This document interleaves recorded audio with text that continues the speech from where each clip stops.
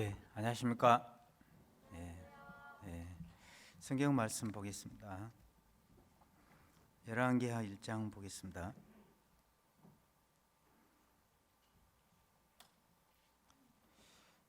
네, 열왕기하 1장 1절부터 16절까지 보겠습니다.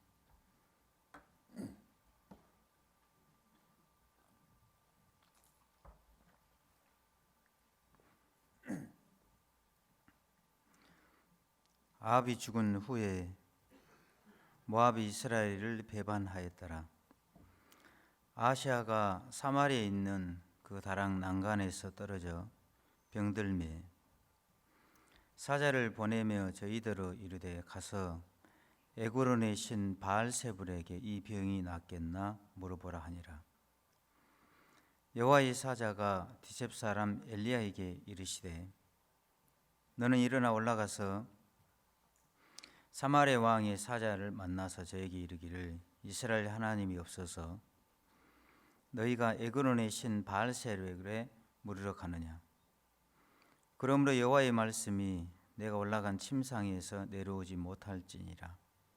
내가 반드시 죽으리라 하셨다 하라. 엘리야가 이에 가니라. 사자들이 왕에게 돌아오니 왕이 이르되 너희는 어찌하여 돌아왔느냐. 저희가 고하되 한 사람이 올라와서 우리를 만나 이르되 너희는 너희를 보낸 왕에게 돌아가서 저에게 고하기를 여호와의 말씀이 이스라엘 하나님이 없어서 내가 에그론의 신 바알세불에게 물으러 보내느냐. 그러므로 내가 올라간 침상에서 내려오지 못할지니라. 내가 반드시 죽으리라 하셨다 하라 하더이다.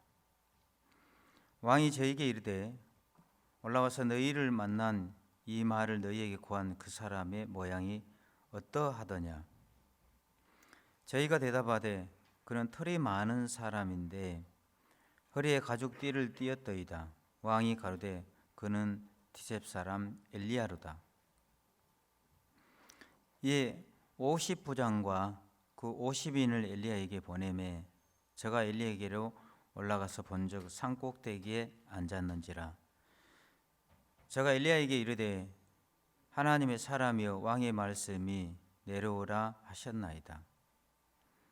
엘리야가 50부장에게 대답하여 가로되 내가 만일 하나님의 사람이면 불이 하늘에서 내려와서 너와 너의 50인을 살을지로다 하매 불이 하늘에서 내려와서 저와 그 50인을 살랐더라. 왕이 다시 다른 50부장과 그 50인을 엘리야에게 보내니 저가 엘리야에게 일러 가로되 하나님의 사람이여 왕의 말씀이 속히 내려오라 하셨나이다.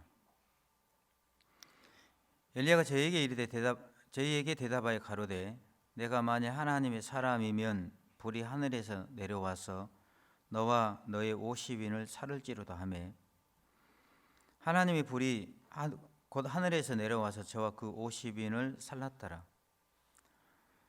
왕이 세 번째 50부장과 그 50인을 보낸지라. 셋째 50부장이 올라가서 엘리야에게 앞에 이르러 꿇어 엎드려 간구하여 가로되 하나님의 사람이여 원컨대 나의 생명과 당신의 종인 이 50인의 생명을 당신은 귀히 보소서. 불이 하늘에서 내려와서 전번 50부장 둘과 그 50인들을 살랐거니와 나의 생명을 당신은 귀히 보소서 하매 여호와의 사자가 엘리야에게 이르되 너는 저를 두려워 말고 함께 내려가라 하신지라. 엘리야가 곧 일어나 저와 함께 내려와서 왕에게 이르러 여호와의 말씀이 내가 사자를 보내어 그 에그론의 신 바알세불에게 물으려 하니 이스라엘에 그 말을 물을 만한 하나님이 없음이냐. 그러므로 내가 그 올라간 침상에서 내려오지 못할지니라. 내가 반드시 죽으리라 하셨다 하니라. 여기까지만 봤습니다.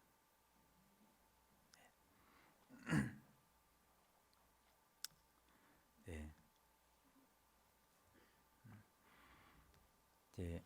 오늘 열왕기하 1장을 읽었습니다. 똑같이 우리가 하나님을 섬기는데 첫 번째, 두 번째 50부장과 50인은 다 하늘에서 불이 내려와서 불태워서 죽였습니다. 세 번째 50부장과 50인은 살았거든요. 왜 첫 번째, 두 번째 50부장과 50인은 하나님 앞에 저주를 받고 죽을 수밖에 없었는지, 또 세 번째 50부장과 50인은 하나님 앞에 은혜를 입고 생명을 얻을 수밖에 없었는지, 성경이 우리에게 그런 부분들을 자세하게 기록을 해서 우리가 하나님을 어떻게, 어떤 자세로, 어떤 마음으로 하나님을 섬겨야 하는지 자세하게 이렇게 기록을 해서 우리가 똑같이 하나님을 섬기지만 늘 축복을 받을 수밖에 없도록 하나님이 우리를 이끌어 주신다는 마음이 이렇게 들었습니다. 제가 이제 서울에 있을 때 어떤 형제님 부부가 계셨습니다. 근데 이제 오래전에 구원을 받으셔가지고 이제 교회 안에서 신앙생활을 하다가 형제님이 어느 날 교회를 다니다가 불신이 들어왔어요. 그래가지고 이 형제님이 교회를 떠나신 거예요.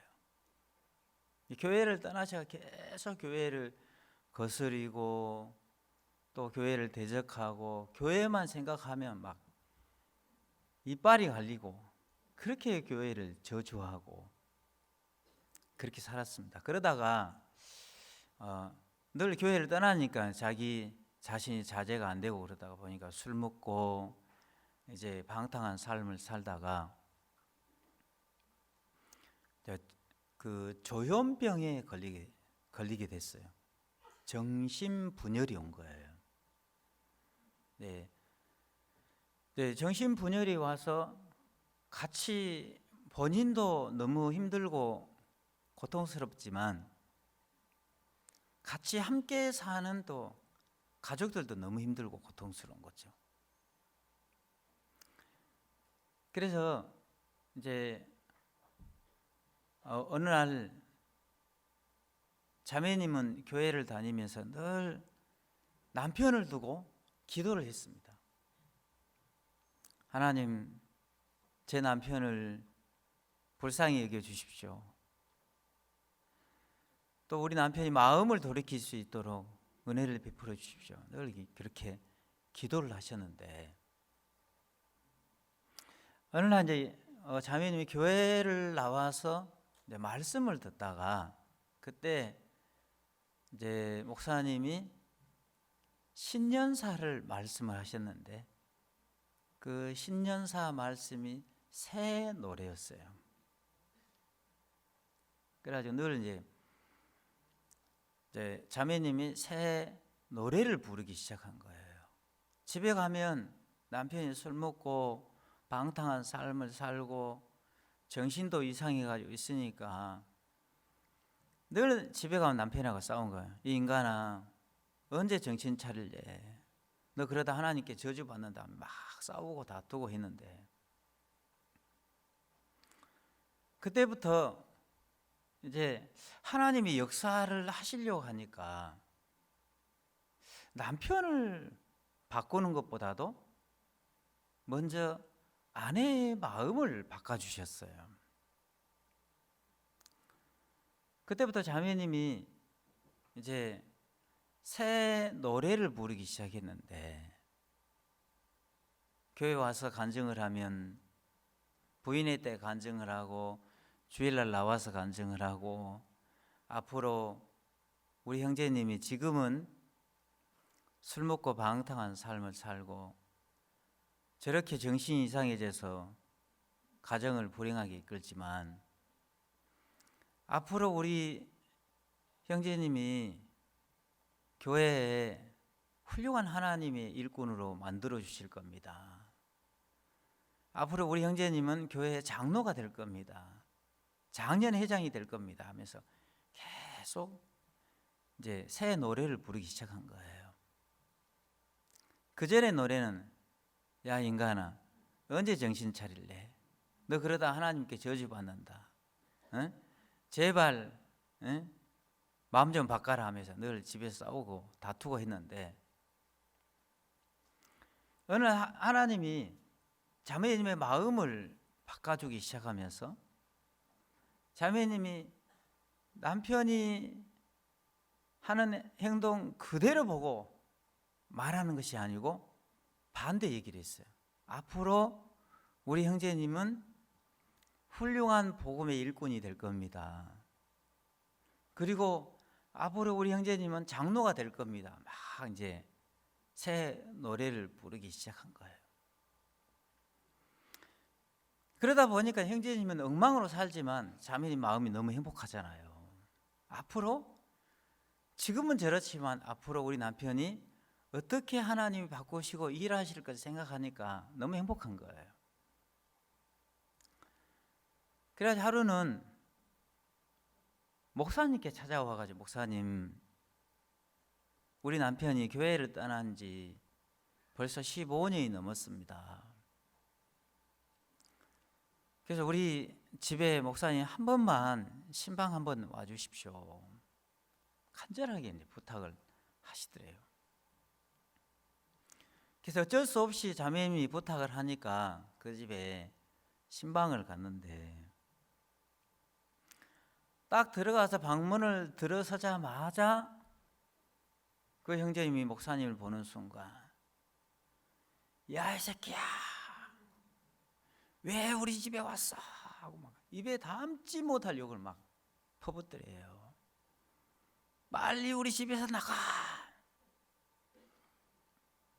그 길로 목사님이 쫓겨났어요. 그래가지고 이제 그런데도 세월이 지난 거예요. 그러다 어느 날 이제 명절 때 이제 가족들이 모인 거예요. 가족들이 모였는데 같이 이제 가족들하고 함께 지내다가 형님하고 동생하고 한 방에 있었대요. 한 방에 있는데 형님이 동생한테 그러는 거예요. 동생아, 네 형님, 너 안 들리나? 그러고 형님 무슨 소리입니까? 야, 시시카메 소리 들리잖아. 형님, 저는 안 들리는데요. 아니야, 시시카메 소리가 들려. 어떤 놈이 목욕탕에다가 CC카메라를 장치를 했대요.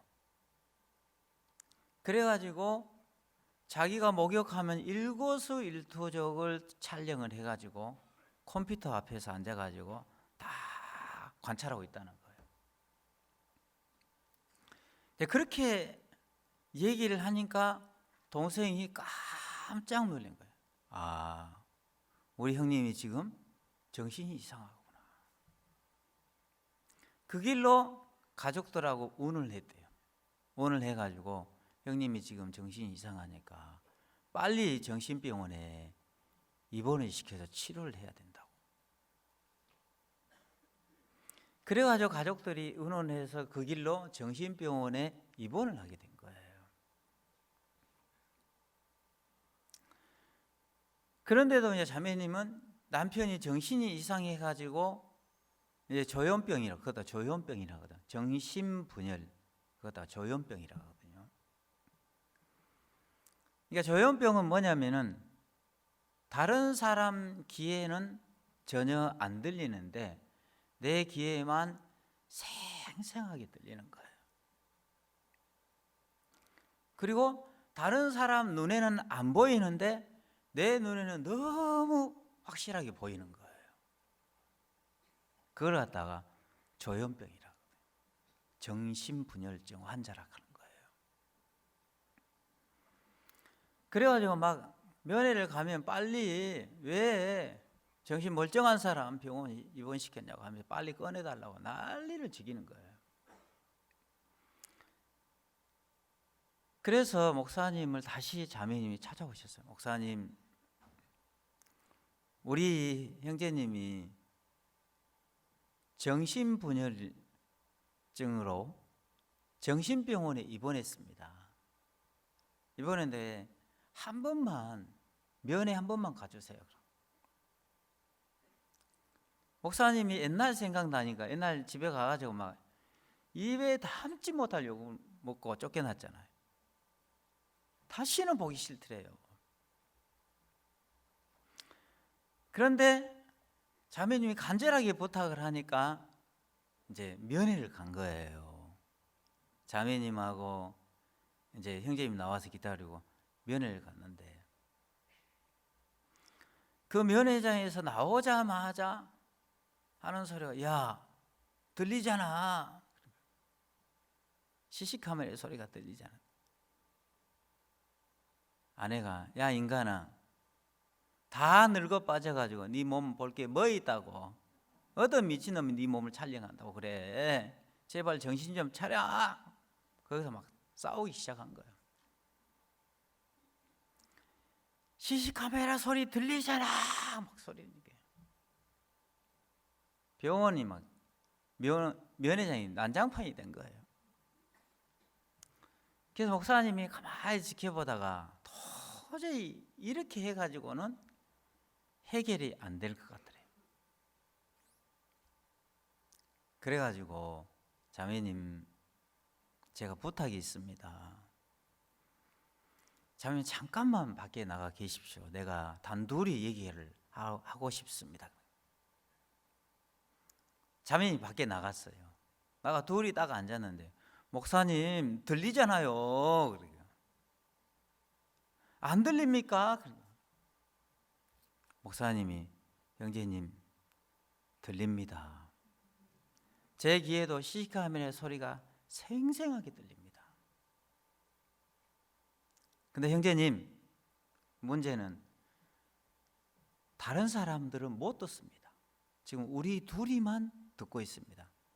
저 사람들 다 비정상입니다. 지금 저 사람들 그 CC카메라에서 못 듣고 있는데 CC카메라 소리 들린다고 얘기를 하면 형제님은 정신병원에서 못 나갑니다. 분명히 CC카메라 소리가 우리 귀에 들리지만 의사 선생님이 묻거든 안 들린다고 말을 해야 됩니다. 그 사람들은 못 듣거든요. 저 사람들 다 지금 비정상이라고요. 우리만 지금 정상입니다. 저 사람들이 못 듣고 있는데 CC카메라 소리가 들린다고 하면 절대 정신병원에서 못 나갑니다. 분명히 들리지만 안 들린다고 말을 해야 됩니다. 그래야 형제님이 정신병원에서 나갈 수가 있습니다. 가만히 듣고 있다 보니까 목사님, 세상에 그렇게 좋은 방법이 있었습니까? 형제님 CC카메라 소리 들립니까? 아니요. 이렇게 된 거예요. 네, 그렇게 하셔야 된다고. 그러면 형제님은 정신병원에 나갈 수 있습니다. 그래 아내가 들어온 거예요. 아내가 들어왔는데 야 인간아 CC카메라 소리 들리나? 그렇게. 아니 야 너 미쳤어? 무슨 CC카메라 소리가 들린다고 그래? 그렇게 말하는 거예요. 아내가 깜짝 놀랐어요. 불과 한 5분 전에만 해도 CC카메라 소리 들리잖아 하면서 ቋ미치고 했는데 지금 안 들린대요. 목사님 도대체 어떻게 된 겁니까? 그래가지고 병원에 들어갔는데 의사 선생님이 늘 이제 진찰을 하잖아요. CC카메라 소리 들립니까? 그러니까 아니요 이렇게 된 거예요. 그래가지고 병원 의사 선생님이 다 치료가 다 됐다고 병원에서 꺼내준 거예요. 그래가지고 교회 안에 들어와서 이제 봉사하도록 만든 거예요. 교회에서 이제 늘 와가지고 교회 안에 살면서 청소하고 그 마당도 쓸고 교회에 이제 허드렛 일하고 이렇게 보낸 거예요. 교회 와서 청소를 하고 있는 교회 자매들이 지나다니면서 형제님 CC카메라 소리 들리나요? 그러니까 아니요 이렇게 된 거예요. 그래가지고 그 형제님이 너무 좋아진 거예요. 왜냐하면 분명히 CC카메라 소리가 들리지만 들린다고 말을 하면 정신병원에서 못 나갑니다. 분명히 들리는 게 맞는데 안 들린다고 말을 해야 형제님은 정신병원에서 나갈 수 있습니다. 그게 정신분열증 걸렸을 때, 조현병에 걸렸을 때 벗어날 수 있는 방법이 그거래요. 우리가 뷰티풀 마인드라는 영화가 있어요. 거기도 정신분열증 환자들이 나온 거예요. 존 넷이라는 사람이 주인공이에요. 이 존 넷이라는 사람은 대학 교수거든요. 대학 교수인데 어느 날 이 조현병이 정신분열증이 온 거예요. 근데 이 사람에게는 평생 이제 친구가 3사람이 있었어요. 윌리엄스, 찰스, 마시라는 3명의 친구가 있었어요. 다 3명이 이 친구를 따라다니는 거예요. 근데 이 3명의 친구는 다른 사람 눈에 안 보여요. 귀신인 거예요. 이 사람 눈에 귀신이 보이는 거죠. 3명의 친구하고 그렇게 친하게 잘 지내요. 근데 다른 사람 눈에는 이 3명의 친구가 안 보이는 거예요. 그래가지고 늘 그러니까 친구들하고 얘기를 하는데 이 사람 눈에는 친구들이 3명의 친구가 너무 정확하게 보이는데 다른 사람 눈에는 귀신이니까 안 보이잖아요. 늘 혼자 얘기해요. 주고받고 얘기하는 거예요. 친구들하고 얘기하고 있는 거예요. 근데 이 존 넷이하고 아내가 결혼을 해서 이제 아이를 낳았는데 아내가 얼마나 고통스럽겠습니까? 남편을 치료를 해야 되는데 남편은 자기가 정상이라고 생각하니까 이 치료 자체가 안 되는 거예요. 그래서 어느 날 아내가 아이가 태어났는데 아이를 욕조에다가 물을 받아놓고 아이를 목욕을 시키다가 남편을 불러가지고 당신이 아이 목욕을 좀 시키라고 그리고 맡겨놓고 아내가 급하게 볼 일이 있어 나갔는데 그래가지고 이 사람 자기 아이를 목욕탕에서 목욕을 시키는데 찰스라는 친구가 온 거예요. 이게 귀신이잖아요. 와가지고 친구야 네가 좀 잠깐만 우리 아이를 돌봐줘라. 내가 잠깐 화장실 좀 갔다 올게. 이렇게 된 거예요. 근데 그 친구는 없거든요. 귀신이거든요. 그 아이가 욕조에 빠져 죽어가잖아요. 죽어가니까 아이가 비명을 소리가 들리는데 아내가 가다가 아이의 울음소리를 듣는 거예요. 급히 달려와서 보니까 아이가 욕조에 빠져 죽어가고 있는 거예요. 그래 그 길로 아내가 남편에게 더 이상 너하고 이제 살 수가 없다. 그래서 아내가 남편한테 이혼을 선포하고 친정으로 돌아가려고요. 그러면서 아내하고 사랑하는 아내하고 이혼을 해야 된다고 생각하니까 그때부터 정신이 바짝 드는 거예요. 그래가지고 지나간 과거가 회상이 돼요.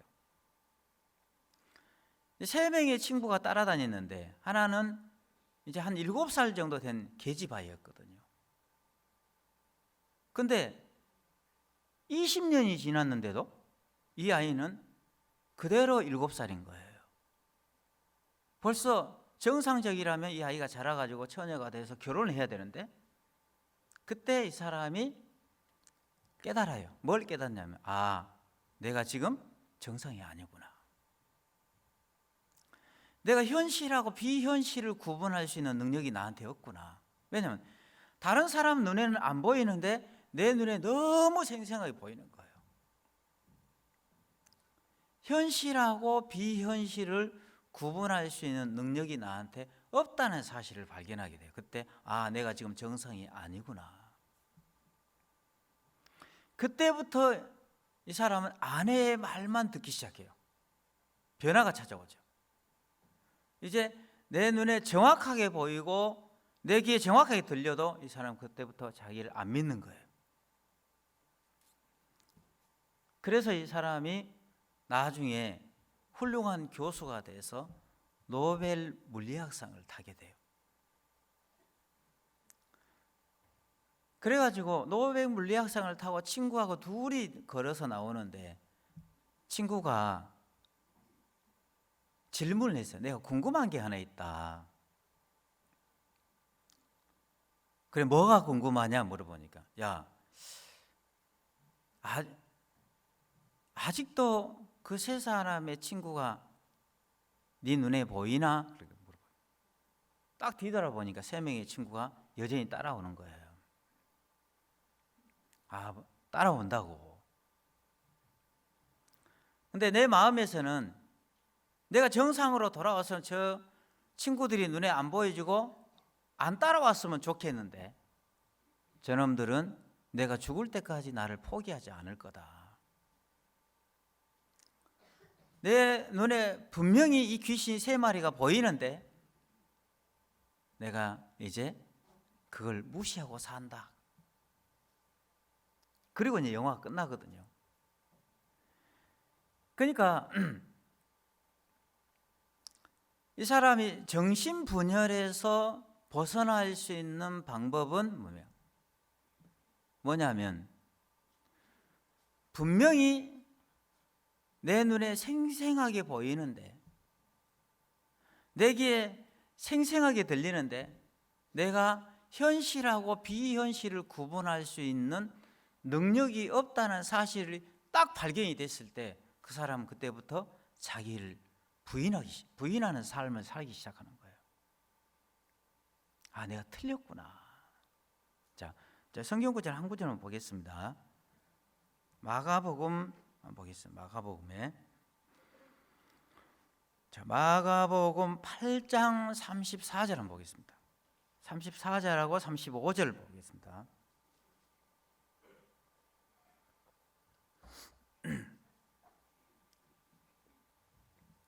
예수님께서 무리와 제자들을 불러 이르시되 아무든지 나를 따라오려거든 자기를 부인하고 자기 십자가를 지고 나를 쫓을 것이니라. 왜 우리가 우리 자신을 부인해야 됩니까?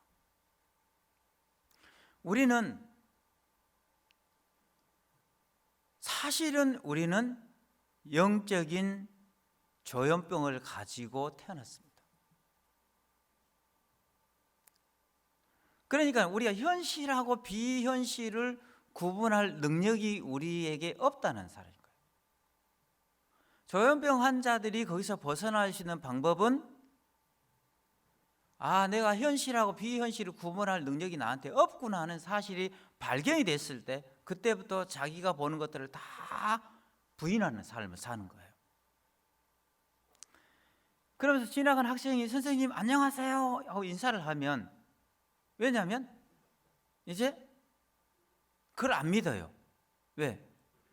나는 지금 현실하고 비현실을 구분할 능력이 없어. 내 눈에 정확하게 보이지만 이게 잘못될 수가 있어. 그러면서 아는 사람 불러요. 아는 사람 불러가지고 이 학생이 눈에 보이냐고. 보인다고. 그럼 가가지고 악수하고. 왜냐하면 내가 정상이 아니라는 사실을 발견하고 나서 이 사람은 모든 것을 자기를 믿지 못하는 부인하는 거예요. 예수님께서 우리에게 뭐라고 말씀하시냐면 누구든지 나를 따라오려거든 자기 자신을 부인하고 나를 쫓으라 했거든요. 자, 자기 자신을 부인한다는 얘기는 무슨 얘기입니까? 네가 정확하게 본다고 생각하고 네가 정확하게 들었다고 생각하는데 그거 다 틀렸어. 나는 지금 내 눈에 생생하게 보이지만 하나님 눈에는 안 보일 수가 있다는 거예요. 또 하나님 눈에 정확하게 보이지만 내 눈에 안 보일 수 있다는 거예요. 그래서 내가 한두 가지가 틀린 것이 아니고 내가 100% 틀렸구나 하는 사실이 발견이 됐을 때 그 사람은 자동적으로 자기를 부인하는 삶을 살기 시작하는 거예요. 근데 내가 옳아, 내가 잘났어, 그래 나는 이 방면은 괜찮아, 내가 옳다는 옳은 만큼 사람들은 자기를 부인하지 못합니다. 내가 100% 틀렸다는 사실을 발견했을 때 그 사람은 자기를 부인하는 삶을 살게 되는 거예요. 우리는 신앙의 조현병에 걸렸다는 거예요. 그래서 자, 오늘 우리가 말씀에 보면 무슨 얘기가 있냐면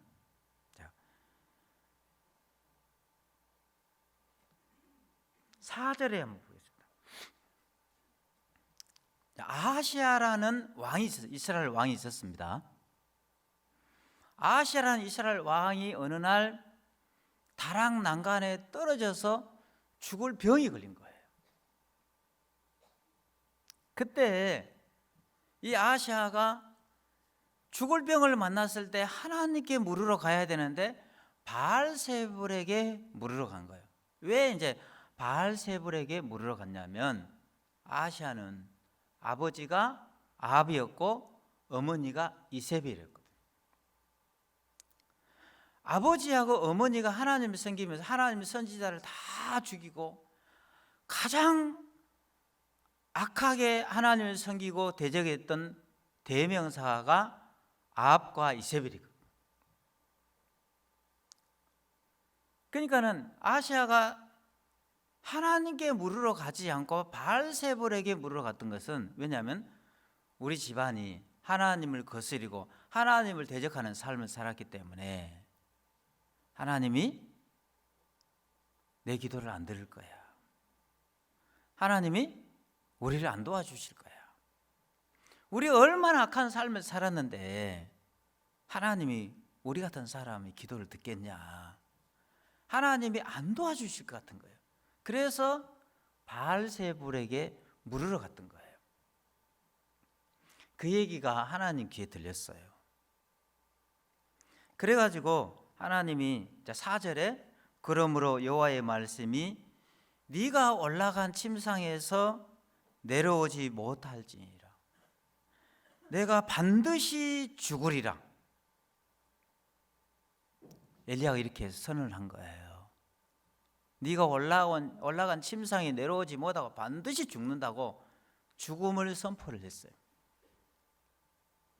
자, 이제 이 얘기를 들었는데 이제 왕이 분명히 아하시아를 향해서 하나님이 선언을 해요. 네가 올라간 침상에 내려오지 못하고 반드시 죽는다고 사망 선고를 한 거예요.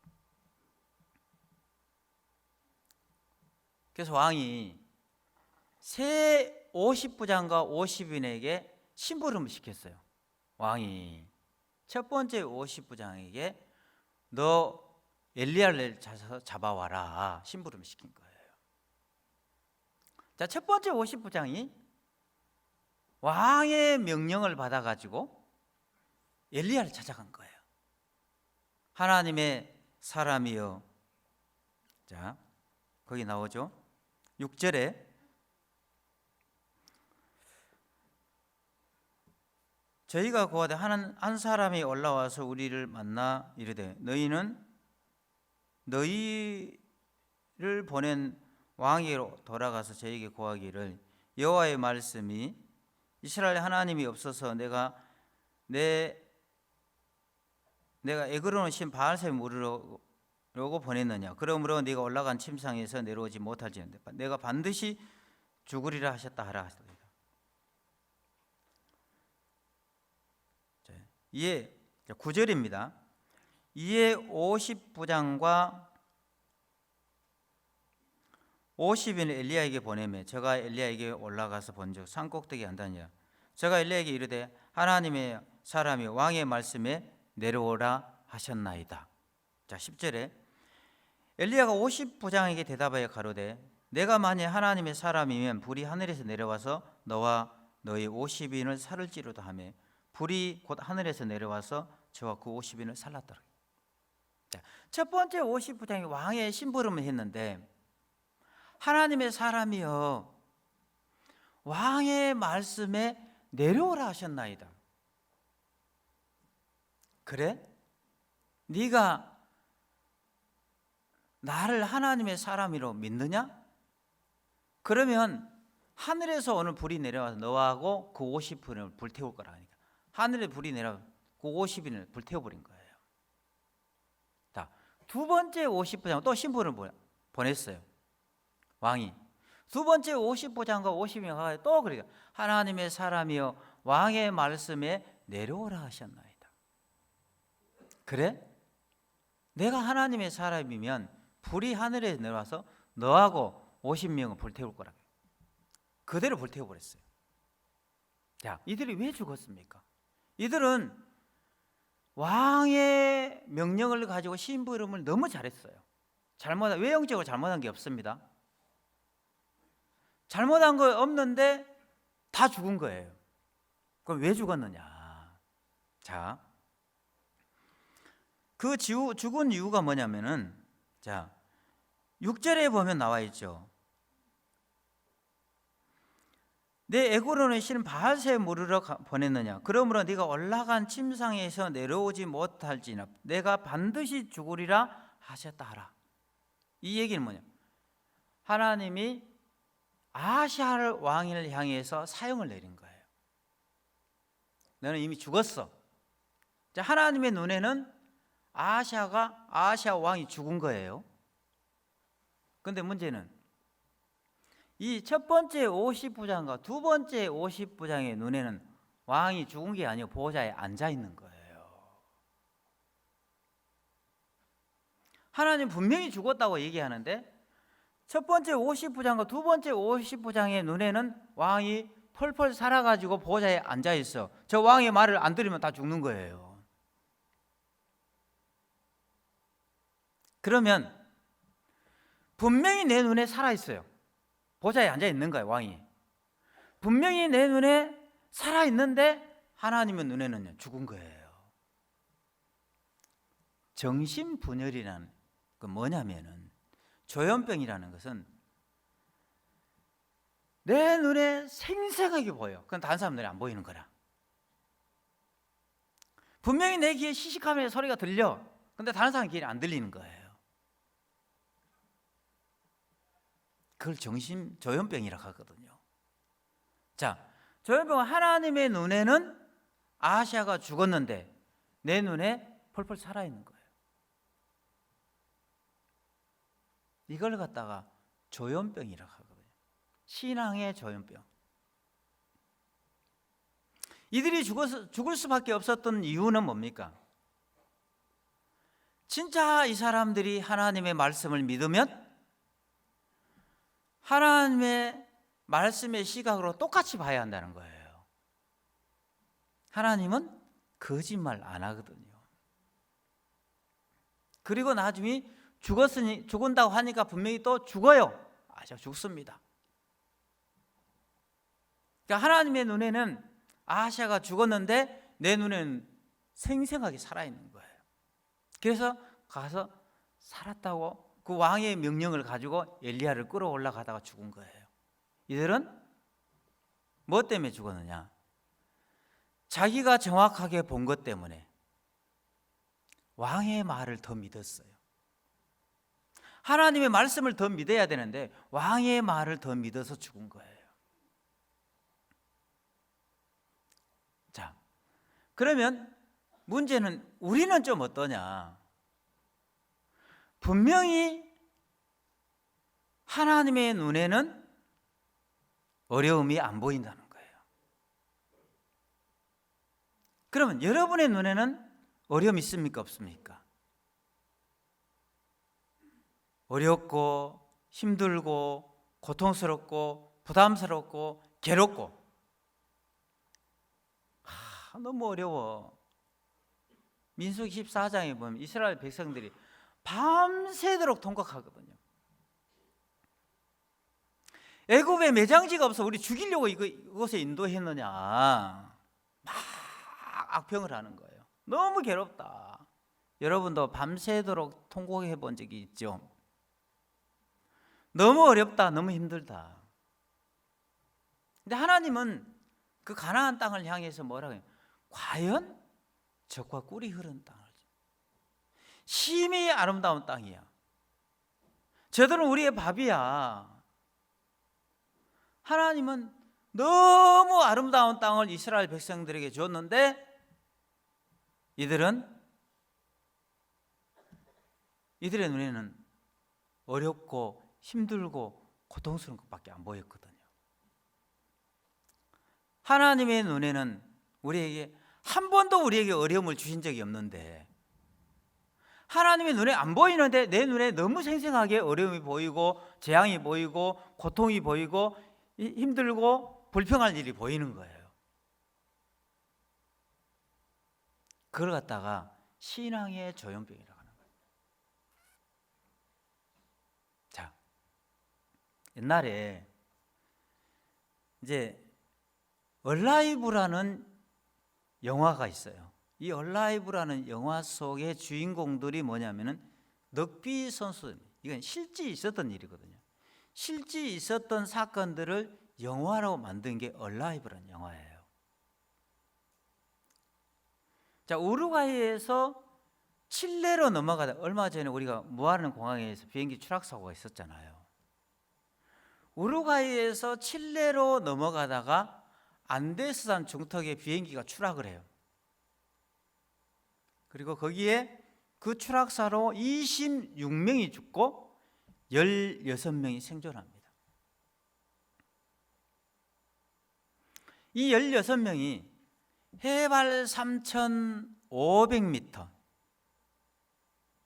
영하 40도가 넘는 극한의 환경 속에서 거기에 눈밭에 추락을 한 거예요.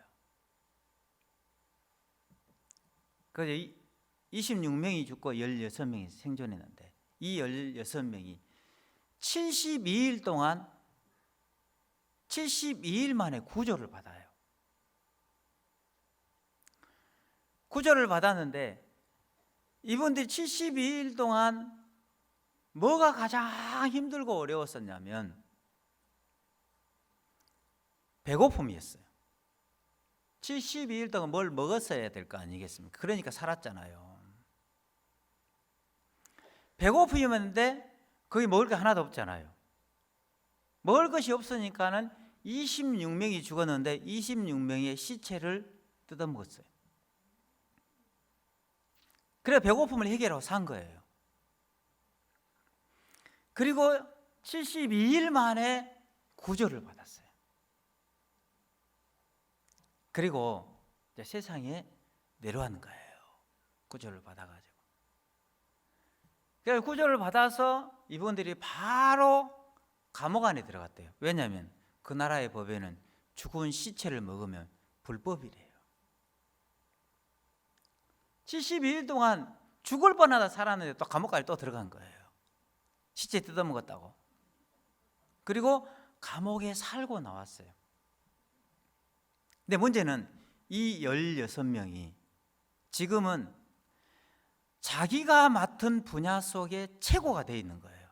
다 성공해. 너무 신기하리만큼 이 16명이 다 성공해 있는 거예요. 그래 우리가 옛날에 호주 글로벌 캠프에 이분들을 초청을 해가지고 마인드 강사로 초청을 한 거예요.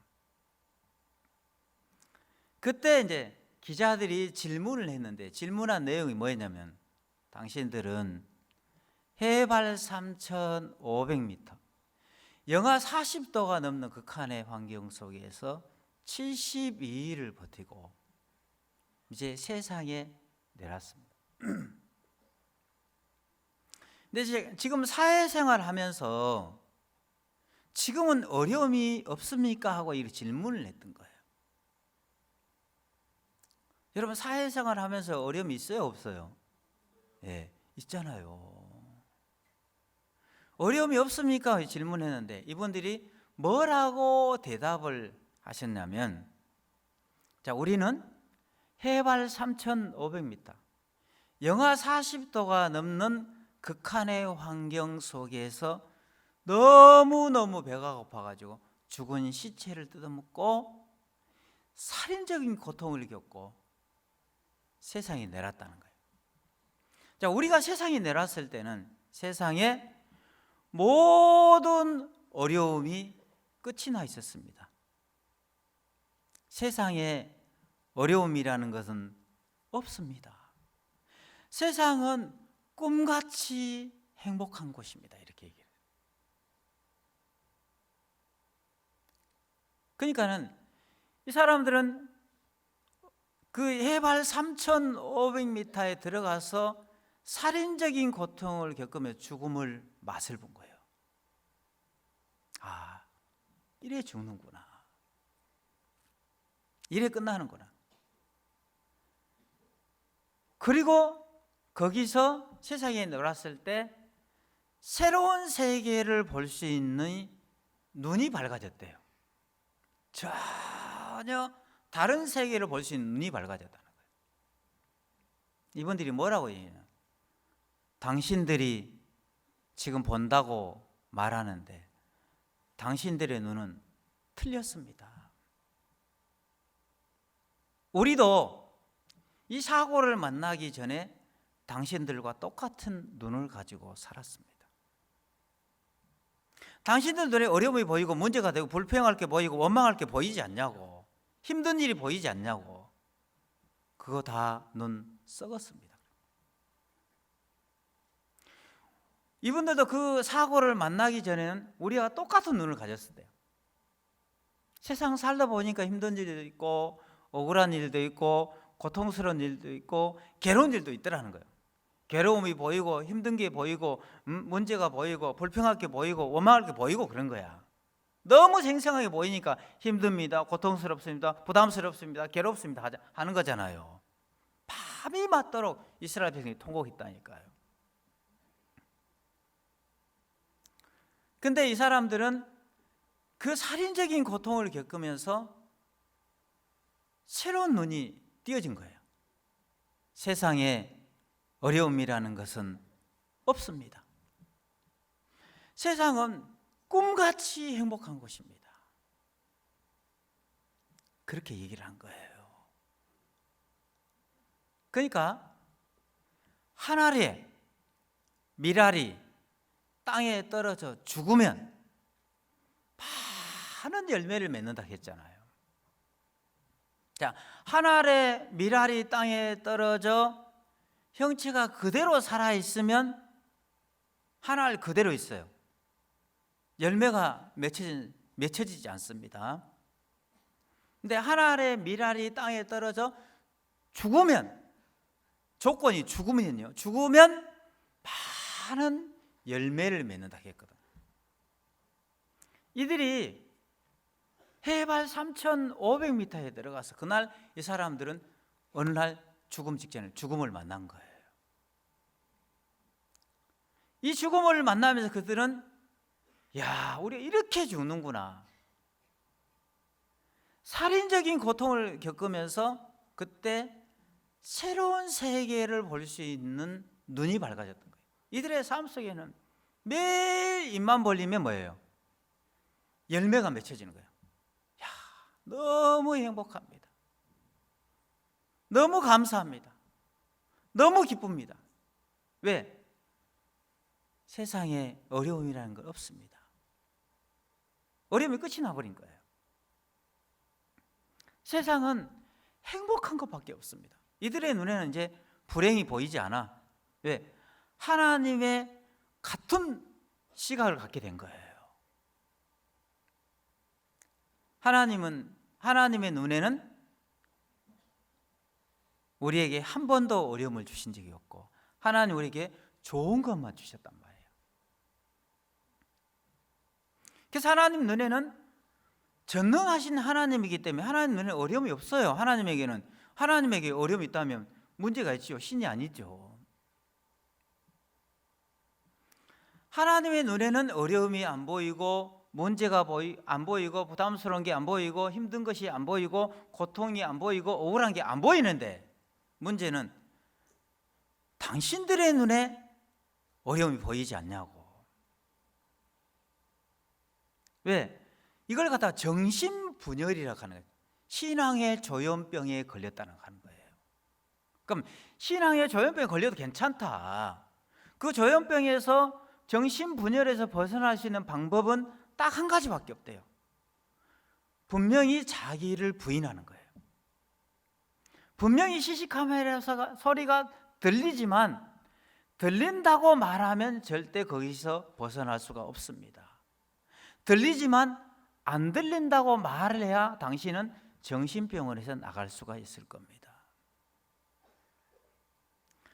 우리 눈에 너무 큰 고통이 보이지만 너무 고통스럽다고 말을 하면 그 고통에서 절대 벗어날 수 있는 길이 없습니다. 내 눈에 생생하게 고통스러운 일이 보이지만 너무 좋다고 말을 해야 됩니다. 내 눈에 분명히 불행한 사실들이 사방에 보이지만 우리를 부인하지 않고 사는 사람은 불행한 일이 왔을 때 불행합니다. 힘듭니다. 부담스럽습니다. 괴롭습니다. 자동차는 있잖아요. 엔진만 좋아야 되는 것이 아니고 엔진을 이길 수 있는 브레이크 성능이 좋아야 돼요. 그래야 그 차가 좋은 차예요. 근데 이 차가 있는데 엔진만 기가 막히게 좋아. 브레이크가 안 들어. 그 차는 살인 도구가 되는 거예요. 안 좋은 차예요, 그 차는요. 그러니까 엔진만 좋아야 되는 게 아니고 브레이크 성능이 좋아야 이 차가 안전한 차예요. 그런 차를 타야 되는 거예요. 이게 좋은 차란 말이에요. 그런 것처럼 내 눈에 보이는 대로 말하는 사람, 힘든 일이 오면 힘들고 고통스러운 일이 오면 고통스럽고 괴로운 일이 오면 괴롭고 불평할 일이 오면 그대로 불평하고 원망할 일이 생기고 그대로 원망하고 자기 하고 싶은 대로 해버린 거예요. 불행한 사람이 그렇게 사는 거예요. 분명히 내 눈에 불행이 보이고 억울한 게 보이고 힘든 게 보이고 고통스럽게 보이지만 아니야 하고 이 브레이크를 걸어야 하는. 아니야 이거 좋은 일이야. 그 브레이크가 언제 성능이 만들어지기 시작하냐면 조현병 환자들이 내가 현실하고 비현실을 구분할 능력이 나한테는 없구나 하는 사실을 발견이 됐을 때 여러분의 마음에 브레이크 장치가 만들어지기 시작하는 거예요. 분명히 CC카메라가 소리가 들리지만 안 들린다고 말을 해야 돼. 내 눈에 생생하게 불행이 보이지만 행복하다고 말을 해야 돼요. 내가 암이 10개가 걸렸어도 내가 암이 걸려서 너무 고통스러워. 절대 그 암에서 질병에서 벗어날 수 없어. 분명히 내 몸이 아프지만 다 나았다고 얘기를 해야 돼. 아셨죠? 이게 이제 마음의 브레이크의 장치예요. 자기를 부인하는 거예요. 내 몸이 아프고 너무 죽겠는데도 내가 최고 건강하면 내가 다 나았어 해야 된다는 거예요. 그래야 그 질병에서 벗어날 수 있지. 그 질병에서 벗어나지 못하는 이유는 뭡니까? 아이고 허리가 아파. 아프면 허리가 아프다고 얘기하는 거야. 내가 암이고 죽어가면 내가 나 다 죽게 돼서 다 초죽음 되버려. 마음까지 다 죽어버려. 내가 너무 고통스러워. 내가 너무 괴로워. 언제 나 이 질병에서 벗어나지? 절대 벗어날 수 없대요. 내가 몸이 바스라져서 죽을 것 같아도 아니야. 다 나았어. 무엇이든지 기도하고 구하는 것을 받은 줄 믿으라. 그래야 하면 그대로 된다 했잖아요. 내가 몸이 건강해지려면 내가 사방이 삭신이 쑤시고 힘들고 너무 괴롭고 고통스럽고 그렇게 말해야 되는 것이 아니고, 내가 너무너무 고통스럽고 힘든 삶을 살고 있지만 다 나았다고 얘기를 해야 된다는 거예요. 그래야 그 질병에서 벗어날 수 있지. 내가 고통스러우니까 너무 고통스럽습니다. 브레이크 없는 자동차처럼 보는 대로 막 직진하기 시작하면 절대 거기서 벗어나지 못합니다. 자, 로마서 4장 보겠습니다. 로마서 4장 4절부터 보겠습니다. 로마서 4장 4절에 보면, 자, 일하는 자에게는 그 싹을 은혜로 여기지 아니하고 빛으로 여기거니와. 자, 5절, 이를 아니할지라도 경건치 아니한 자를 의롭다 하시는 자를 믿는 자에게 그 믿음을 의로 여기시나니. 6절, 일하는 것이 없이 하나님께 의로 여기심 받은 사람의 행복에 대하여 다윗은 말한 바 그랬습니다. 행복에 대해서 다윗이 강론을 했어요. 다윗이 행복에 대해서 지금 마인드 교육을 로마서 4장 6절에서 하고 있는 거예요. 어떤 사람이 행복한 사람이냐?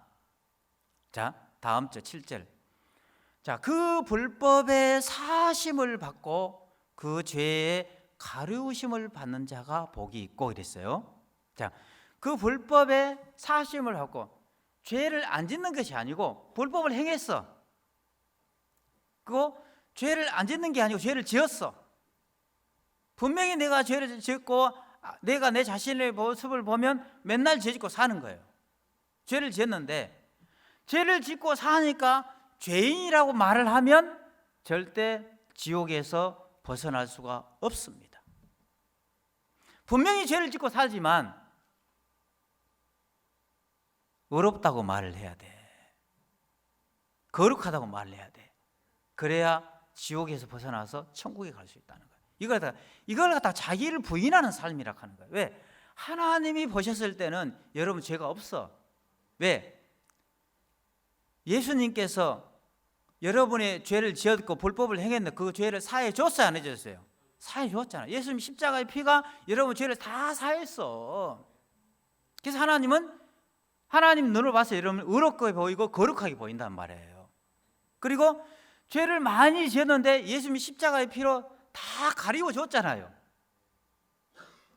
죄를 안 지어야 천국 가는 것이 아니고, 분명히 성경 말씀에 불법을 행하고 죄를 지었다.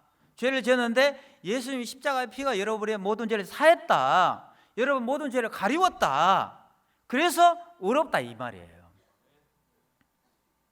분명히 내가 내 자신의 모습을 보면 죄를 짓고 사는 거야. 죄를 짓고 사니까는 마음의 브레이크가 없는 사람은 죄 짓고 사니까 죄인지 이렇게 얘기하는 거예요. 그러면 지옥 가야 돼. 분명히 내가 죄 짓고 살았지만 내가 의롭다고 말을 해야 된다는 거예요. 왜? 예수님 십자가 피가 다 씻었기 때문에. 다음 절.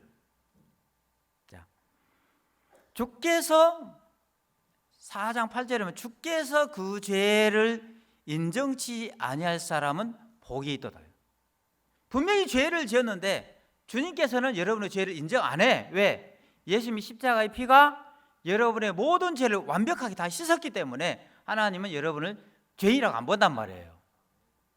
그러면 하나님과 같은 눈으로 여러분을 봐야 한다는 거예요. 아시아가 첫 번째 50부장, 두 번째 50부장이 왜 죽었냐면 하나님의 눈에는 아시아가 죽었어. 그럼 같은 눈으로 보면 보좌에 앉아있지만 죽은 거야 이렇게 돼. 그러면 왕이 심부름 시켜도 안 가는 거예요. 죽었는데 뭐, 그죠? 왕이 하나님 분명히 죽었다고 했는데 내 눈에 보니까 생생하게 살아있는 거예요. 보좌에 딱 앉고 여봐라 엘리야 잡아라 그런 거예요. 그거 못 들으면 죽잖아요. 심부름 안 하면 죽잖아요. 그래서 와가지고 하나님의 사람이요 왕의 말씀에 내려오라 하셨나이다. 그래? 네가 진짜 나를 하나님의 사람이라고 믿냐? 그렇다면 하늘에 불이 내려 너와 그 옷이 불태울 거다. 왜 죽었어요? 하나님의 눈으로 봐야 되는데, 하나님의 눈으로 보면 왕 보좌에 앉아있어 죽었어. 죽은 사람이 영향 안 받는 거예요. 세 번째 50부장이 살아난 이유가 있어. 분명히 왕이 신부를 보냈거든. 여봐라, 엘리야 잡아라. 그러니까 잡아라고 했는데 가가지고 뭡니까? 그 말 안 들어. 왕이 말 안 들어버려. 안 듣고 하나님의 사람이여 제 생명을 귀히 여기십시오. 첫 번째 50부장, 두 번째 50은 당신 말 안 듣고 죽었는데 내가 당신 말 듣겠습니다. 저를 살려주십시오 하고 살았잖아요. 보좌에 앉아있는 왕의 신부를 안 해버렸어. 왜? 세 번째 50부장의 마음에는 왕이 보좌에 분명히 살아있는 것처럼 보였지만 저거 죽은 거야. 왜? 하나님과 같은 눈을 가졌던 거예요. 그래서 세 번째 50부장이 살아날 수 있었던 거예요. 자, 여러분 눈에, 자, 간단히 정리합시다. 여러분 눈에 생생하게 어려움이 보이고, 불행이 보이고, 질병이 보이고, 문제가 보여. 근데 하나님 눈에는 보여요, 안 보여요? 안 보여. 그렇기 때문에 여러분이 거기서 벗어날 수 있는 방법은 분명히 내가 불행이 보이지만 행복하다고 말을 해야 한다. 그러면 그 불행에서 벗어날 수 있습니다. 분명히 죄를 지었지만 죄 짓고 사니까 죄인이야 하면 절대 지옥에서 못 벗어납니다. 분명히 죄 짓고 사는 게 맞는데 내가 의롭다고 말해야 된다. 왜? 예수님이 십자가 피로 모든 죄를 씻었기 때문에 하나님이 여러분을 의롭게 보고 있는 거예요. 거룩하게 보고 있는 거예요. 맨날 죄 짓고 사는데도 여러분을 하나님은 거룩하게 보고 있고 의롭게 보고 있는 거예요. 그러니까 내가 내 자신의 모습을 보면 맨날 죄 짓고 사니까 지옥 갈 수밖에 없는 위치에 있어. 그러니까 아이고 나는 지옥 갈 수밖에 없어. 그렇게 말하면 안 되고 그렇게 말하지 마라. 아니야 나 천국 갈 수 있어 이렇게 말을 해야 돼. 그래야 천국 갈 수 있는 거예요. 내가 구원받을 자격이 1%도 없어. 맨날 죄 짓고 사니까. 그러니까 내가 구원받을 자격이 없으니까 나 구원 못 받았어. 하나님 나 같으면 싫어할 거야. 그렇게 말하지 마라. 분명히 내가 구원받을 짓이 한 개도 안 했지만 내가 구원받았다고 말해야 돼. 그래야 그 사람 구원받는 거예요. 여러분이 말하는 대로 아시겠습니까? 이제는 누구든지 나를 따르려거든 자기를 부인하고 하늘의 미랄이 땅에 떨어 죽으면 많은 열매를 맺는데요. 내 오름이 살아있고 내가 보는 것이 살아있고 내 관념이 살아있고 그러면 사람 자기가 옳다고 생각 자기 관념이 살아있으면 자기 관념에 내가 이해가 안 되면 아니요 해버려요. 자기가 옳다고 생각하는 만큼 자기를 부인 못하는 거예요. 신앙이 어디서 시작이 되냐면 내가 현실하고 비현실을 구분할 능력이 나한테 없구나. 이 사실이 발견되기 시작하면 자기 감각을 안 믿겠죠. 그리고 새로운 세계를 볼 수 있는 눈이 밝아지기 시작하는 거예요. 분명히 내 몸이 아프지만 아프다고 얘기하면 병에서 못 벗어나. 다 나았어. 병에서 벗어날 수 있는 방법을 분명히 제가 가르쳐 드렸습니다. 근데 내가 몸이 아프더니 바스라지려 가고 미칠 것 같으니까 내가 너무 괴로워, 너무 힘들어, 너무 아파하면 절대 거기서 못 벗어날 거다. 분명히 아프지만 다 나았어. 이렇게 가야 된다는 거예요. 왜? 하나님은 다 나았거든요. 내 눈이 아프지. 나사로가 하나님 눈에는 살아있는데 우리 보기에 다 죽어 있었잖아. 그래서 다 울고 통곡했잖아요. 신앙은 내가 현실하고 비현실을 구분할 능력이 없기 때문에 그게 내가 지금 정상이 아니구나 하는 사실이 발견됐을 때 그 사람은 매사에 자기를 부인하고 하나님이 보는 것을 말하기 시작하는 거예요. 그러면 산더미처럼 불행한 일들이 여러분 삶 속에 펼쳐져도 행복하다고 말을 해야 돼. 분명히 불행이 눈에 보이지만 생생하게 보이지만 정신분열증 환자는 그게 남의 눈에, 하나님 눈에 안 보이는 내 눈에 너무 생생하게 보이는 게 맞는 거예요. 그렇잖아요. 하나님 눈에는 어려움이 안 보이는데 우리 눈에는 너무 괴로운 것들이 보이잖아요. 그래서 괴롭다, 힘들다 그러는 거잖아요. 그래서 불행에서 못 벗어나는 거잖아요. 내 눈에만 보이는 거예요. 그걸 갖다가 정신분열, 조현병이라고 하는 거예요. 그럼 조현병에서 벗어날 수 있는 방법이, 조현병이 아무리 심해도 벗어날 수 있는 방법이 뭐예요? 딱 한 가지. 분명히 CC카메라 소리가 들리지만 안 들린다고 말을 해야 합니다. 그래야 당신은 정신병원에서 벗어날 수 있습니다. 행복은 그렇게 만들어져요. 죄를 안 짓는 것이 아니고, 자, 로마서 4장 6절 한번 보겠습니다. 자, 일하는 것이 하나님께 의로 여기심 받은 사람의 행복에 대하여 다윗은 말하마. 일 하나도 안 했는데도 행복하게 살 수 있는 방법이, 맨날 죄 짓고 사는데도 행복하게 살 수 있는 방법이 있대요. 천국 갈 수 있는 방법이 있대요. 그 행복에 대해서 다윗이 말을 했어. 자, 7절. 불법을 안 저지른 것이 아니고 죄를 지었어. 분명히 죄를 지었는데, 오늘도 죄를 짓고 내 자신의 모습을 악하게 살았는데 죄인이라고 말하지 마라. 의롭다고 말해야 된다. 아시겠습니까? 그걸 갖다 구원이라고 해요. 그러면 여러분은 지옥에서 벗어날 수 있고 천국에 갈 수 있다는 거예요. 근데 죄 짓고 사니까 죄인지 하면 그게 솔직한 것 같아. 솔직하게 지옥 가야 돼. 그 사람은 자꾸 솔직한 것만 얘기하면, 자기가 정신 조현병에 걸렸다는 사실 모르니까 막 자기가 본 것만 얘기하는 거예요. 확실하게 보이니까, 시식하면서 소리 들리니까 들린다고 얘기하는 거예요. 들리지만 지금 다른 사람 눈에 안 들려. 우리 귀에만 들리는 거야. 들린다고 얘기하면 정신병을 못 나가. 들리지만 안 들린다고 말해야 됩니다. 모든 걸, 우리가 보는 걸 뒤집어야 된다는 거예요. 자, 8절. 주께서 그 죄를 인정치 아니할 사람 복이 있도다. 우리가 죄를 안 짓는 사람이 복 받는 게 아니고, 착하게 산 사람이 복 받는 게 아니고, 죄를 지었는데 주님이 우리의 죄를 인정치 아니할 사람 복이 있다는. 하나님은 우리 죄를 인정해야 안 해요? 안 해요. 예수님 십자가의 피가 여러분 모든 죄를 다 씻었기 때문에. 자, 다음 절. 자, 그런즉 이 행복이 할례자에게는 뭐 할례자예요? 대저 우리가 말하기를 아브라함에게는 그 믿음을 의로 여기셨다 하노라 했어요. 아브라함이 자기가 착하게 살아가지고 의롭게 된 게 아니고 믿음으로 하나님이 보는 걸 믿었어.